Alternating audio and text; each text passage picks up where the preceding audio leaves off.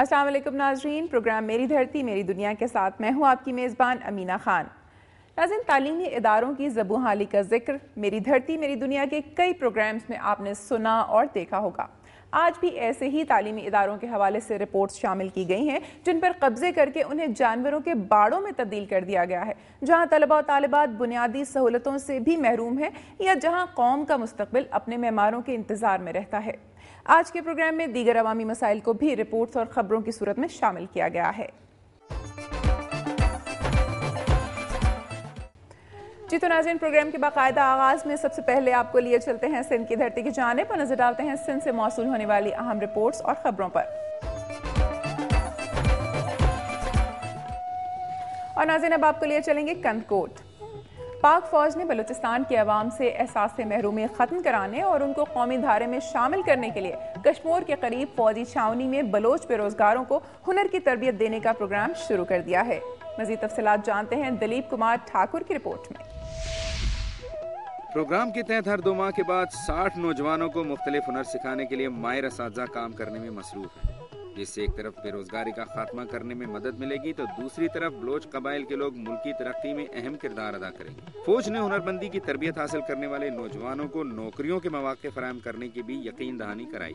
تربیت پانے والے نوجوانوں کی ہمت افزائی کے لیے کشمور چھاونی میں فوجی جوانوں کی طرف سے ایک پروقار تقریب کا انعقاد کیا گیا، جس میں مہمان خصوصی سابق ضلع ناظم سردار سلیم جان مزاری، wing commander Shahryar major Gulzar Ahmed, major Atif سمیت مختلف علاقوں سے سول سوسائٹی اور صحافیوں کی بڑی تعداد نے شرکت کی، جبکہ تقریب میں مختلف شرکاء نے اپنے خطاب میں پاک فوج کے جوانوں کو خراج تحسین پیش کیا، جبکہ فوجی افسروں نے نوجوانوں کو تربیت دینے کے پروگرام کا تفصیلی خلاصہ بتاتے ہوئے کہا کہ ہنرمند لوگ ملکی ترقی میں اہم کردار ادا کریں گے، جبکہ ہنر سیکھنے والوں کو 2000 ماہانہ بھی ادا کیے جائیں گے۔ تقریب کے اختتام پر مہمان خصوصی نے کلاسز کا دورہ کیا اور ہنر حاصل کرنے والے افراد سے ملاقات کر کے تفصیلات معلوم کی۔ ونگ کمانڈر شہریار کا کہنا تھا کہ بلوچستان کے مختلف مقامات پر فوجی جوانوں کی طرف سے تربیت سینٹر قائم کرنے سے بلوچ نوجوان قومی دھارے میں شامل ہو جائیں گے۔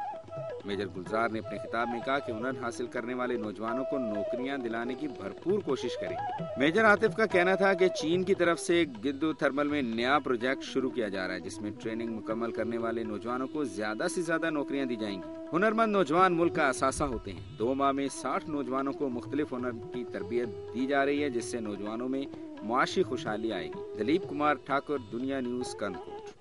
پاک افواج کی جانب سے بلوچستان کے نوجوانوں کو قومی دھارا میں شامل کرنے کے لیے ٹریننگ کا سلسلہ شروع کر دیا گیا ہے، جس سے بے روزگاری کا خاتمہ بھی ممکن بنے گا، تو دوسری طرف بلوچستان کے عوام میں جو احساس محرومی پیدا ہوئے اس کا بھی خاتمہ ہو سکتا ہے۔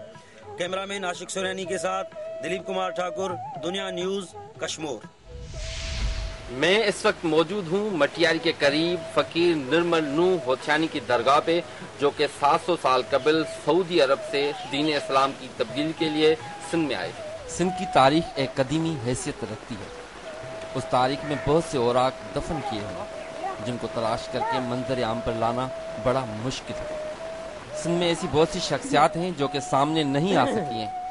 سندھی علم و ادب اور تاریخی ہستی پیر نرمل نوح فقیر رحمۃ اللہ علیہ بھی در پردہ ایک الگ مقام رکھتا ہے۔ اس بزرگ کی تاریخ میں سندھی علم و ادب میں ایک بڑا کردار رہا ہے۔ سمو کے دور کمال کا گواہ اور تاریخ کے اس دور کے سارے مظالم سے اچھی طرح خبردار تھے۔ پیر نرمل نوح فقیر رحمۃ اللہ علیہ نے انتہائی ذمہ داری کا مظاہرہ کرتے ہوئے ایک باشعور مبلغ اسلام، باکمال شاعر، متفرق اور صوفی کی حیثیت سے سماج کی بہتری کے لیے کام کیا۔ اسلام کی تبلیغ کی اور امن کا پیغام لے کر اسلام کے پرچم کو بلندیوں تک پہنچایا، جبکہ اس دور میں خیبر کا علاقہ انتہا پسندی اور غیر مسلموں سے بھرا پڑا ہوا تھا اور وہاں پر اسلام کی تبلیغ کرنا موت کو دعوت دینے کے برابر تھا۔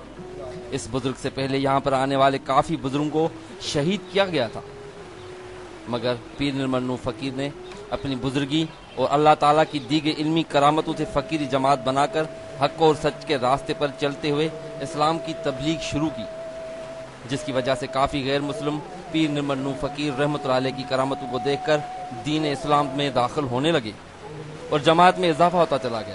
ایک روایت کے مطابق پیر نرمل نوح فقیر رحمۃ اللہ علیہ حضور اکرم صلی اللہ علیہ وآلہ وسلم کی بشارت سے اسلام کی تبلیغ کے لیے سندھ کے علاقے خیبر میں آئے تھے اور اسلام کی دعوت دینا شروع کی۔ دوسری جانب بزرگ کی وفات کی کوئی تاریخ واضح طور پر سامنے نہیں آئی ہے، لیکن کچھ روایتوں کے مطابق بزرگ کو 700 سال گزر چکے ہیں، جس کی مزار آج بھی مٹیاری سے تھوڑے ہی فاصلے پر خیبر کے قریب گاؤں فقیر نوح ہوتھیانی میں موجود ہے، جس کا عرس مبارک ہر سال سفر کے مہینے 28 سے 30 تاریخ تک منایا جاتا ہے اور بڑے تعداد میں مرید جمع ہو کر ذکر الہی کرتے ہیں۔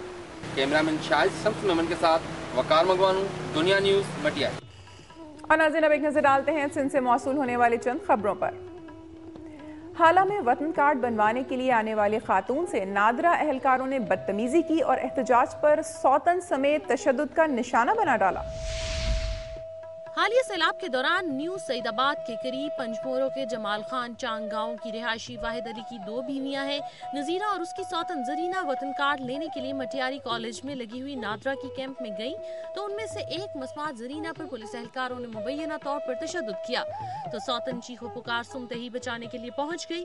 مسمات نذیرہ نے دنیا نیوز کے سامنے احتجاج کرتے ہوئے الزام عائد کیا ہے کہ نادرا والے 200 روپے لے کر وطن کارڈ دینے کے لیے نام کی تصدیق کر رہے تھے۔ نادرا والوں اور پولیس اہلکاروں نے اسے کمرے کے اندر بلا کر زیادتی کی کوشش بھی کی، تاہم چیخو پکار پر باہر کھڑے لوگوں اور اس کی بہن اور سوتن نے اسے بچا لیا۔ انہوں نے کہا کہ تھانے دار اور ایس پی اور مٹیاری کو بھی شکایت کی لیکن کوئی انصاف نہیں ملا ہے۔ انہوں نے صدر اور وزیر اعلیٰ سندھ سے انصاف کا پرزور مطالبہ کرتے ہوئے خبردار کیا کہ اگر انصاف نہ ملا تو ڈی پی او مٹیاری دفتر کے سامنے خودسوزی کر لے گی۔ پنگریو اور گردنواں میں خریف کی فصلوں کی بوائی شروع ہوتے ہی مقامی ڈیلرز نے کھادوں کی قیمت میں اضافہ کر دیا ہے، جس سے کسانوں کو شدید مشکلات کا سامنا ہے۔ پنگریو اور گردنواں کوس کی شادی راج، نندو، ملکانی شریف، ٹنڈوباگو، تلہار، خلیفوں اور دیگر علاقوں میں ڈیلرز نے کھاد کی مصنوعی قلت پیدا کر دی ہے۔ اس وقت کھادوں خاص طور پر ڈی اے پی کی مصنوعی قلت پیدا کر کے اس کی قیمت میں فی بوری پر 500 روپے کا اضافہ کر دیا گیا ہے۔ اس وقت ڈی اے پی کھاد کی فی بوری کے نرخ 2700 کی بجائے 3200 روپے وصول کی جا رہی ہے، جبکہ یوریا اور دیگر اقسام کی کھاد کی قیمتیں بھی مصنوعی طور پر بڑھا دی گئی ہیں، جس کی وجہ سے فصلوں کی بوائی متاثر ہو رہی ہے۔ دوسری طرف کھاد ڈیلرز کی من مانی کے باوجود انتظامیہ کی طرف سے کوئی ایکشن نہیں لیا جا رہا۔ ناظرین صبح سندھ کے بعد آپ کو لیے چلیں گے صوبہ بلوچستان کی جانب، نظر ڈالتے ہیں بلوچستان کی چند اہم رپورٹس پر۔ ڈیرہ مراد جمالی میں متاثرین سیلاب کی خیمہ بستی میں اس وقت خوشی کے شادیانے بجنے لگے جب وہاں 2 جوڑوں کی شادی کی تقریب منعقد کی گئی۔ تفصیلات جانتے ہیں۔ ڈیرہ مراد جمالی کی خیمہ بستی میں سیلاب سے متاثرہ 2 جوڑوں کی شادی کی رنگا رنگ تقریب کے باعث مصیبت زدہ خاندان میں خوشیاں لوٹ آئیں۔ شادی کی تقریب میں سینکڑوں شہریوں اور این جی اوز کی نمائندوں نے شرکت کی۔